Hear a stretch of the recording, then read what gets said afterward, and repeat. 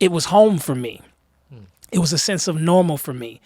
And in the chaos of formative experience as a young adult, as a young person, adolescent, I think for me, prayer, scripture, church, it became a foundation where I know this is not changing. And so I could lean on that internally when I couldn't lean on anything else. That's deep. And I definitely have to throw in from the pro-black angle, because that's the other thing that I think you have a big disconnect. I mean, you walk in most of these churches and it's like, it's past the dinky. Like, basically, black men are either between the ages of like 4 and 14, and I don't know. They're not in a leadership position, right? 60 and 80. It's a fact. What I'm saying? So, because I think with this, I often, and I'm asked this, shout out Frida, love Frida Sampson, and everything she does with the Institute, honoring honoring Reverend Sampson. Man, so, legend. So, and we have these talks. So, like, it's a couple big questions in Christianity in the black community. First off, Christianity definitely has been used to oppress people, without question. That's one. Two, I think it's also the disposition, I like that, of like, it's still this man telling me how to do all this stuff, because usually it is a man that's in that pew and pulpit as a quote unquote leader. And then the other thing is like, why can't I just figure it out on my own? These are like questions that I think that are like just resonate with men, black men especially, like high. Hence, it's been such a disconnect. At one point in time, the church, as I often argue with people, so like people will say, "Oh, you hypocritical," but I was like, "No, I'm just layered. I'm a human being."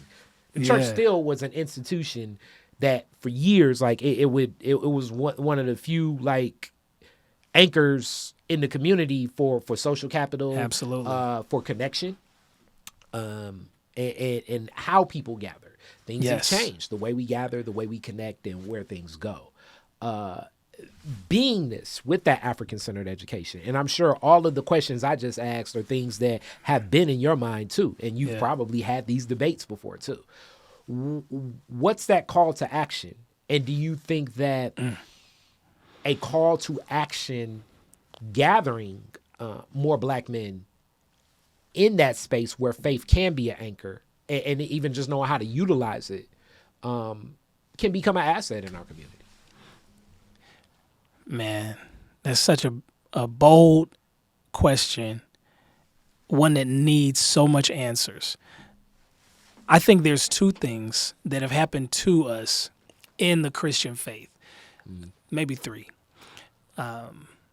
This neighborhood, I was just telling Jay on the way over here, my grandmother's church, Metropolitan Baptist Church. That's where my dad grew up. That's where we started at. Okay. King Solomon Baptist Church. Oh, yeah. Not too far, where Dr. King would hold his progressive missionary Baptist church conferences. You got Max gave his, Nation of Islam. Yeah. Temple number 1 right here.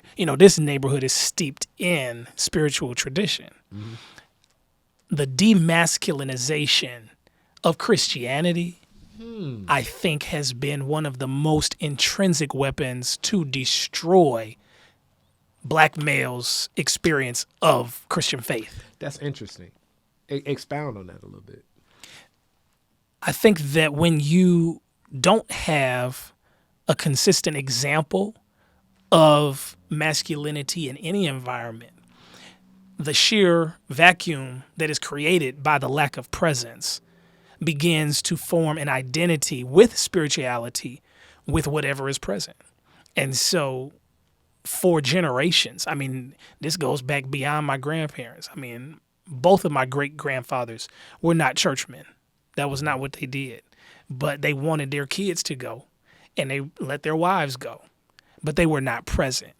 I think generationally, Christianity has been a more feminine experience where males are elevated in pulpits, but not necessarily in community, not necessarily in the fellowship of saints. It's the majority women. And so I think that is why the Nation of Islam is more attractive. I think that is why Hebrew Israelites are more attractive, is because you see the male expression in a powerful form. That's unique that you say that. And then also just being in marketing and messaging that you speak to that, because I think that even goes beyond just the church itself. Because right now, even just using the word masculinity, Man. it's almost like using the word cigarettes or something. Like, because it's like Right. I'm speaking like it's a they, like it's Big Brother.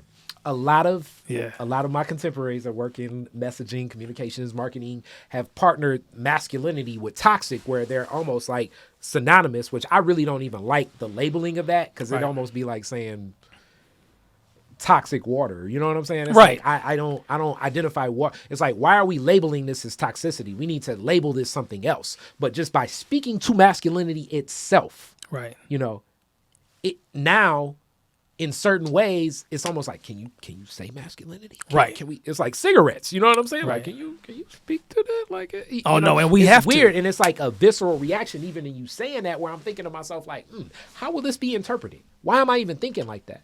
Why am I not embracing masculinity for the values that it does set? And you're right. When I think of the nation, when I think of the fruit of Islam and those brothers, I'm definitely thinking like, okay, that's some strength. That's representation. A lot of, even when we think of the Black Power movement and the Black Panthers, Right. as much as a lot of my homies will speak to like knowing what Huey was writing and all that stuff, the images of black men in black leather jackets, You're not with gonna forget it. black turtlenecks and holding a shotgun, it's like, and a That's black right. beret, it's like, oh yeah, I'm with that. That's right. I'm with that. It's like something in strength.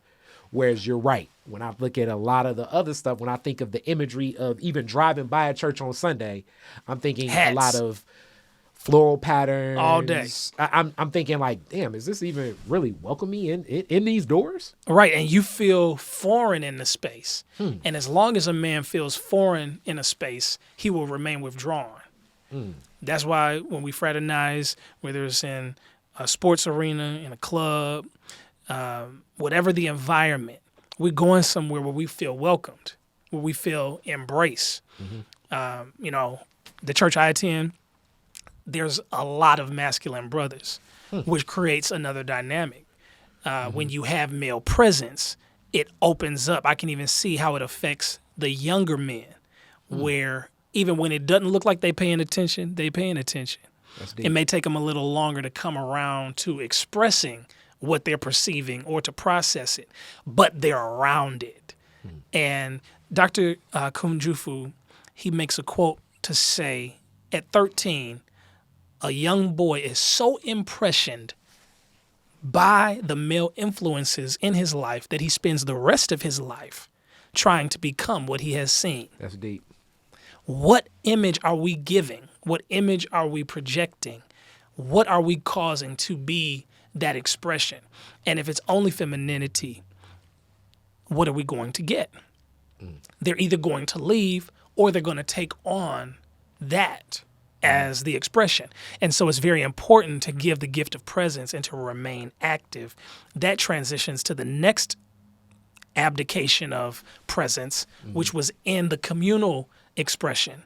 When the church removes itself from giving to the community and having some kind of a solution to offer the community, it also loses relevance.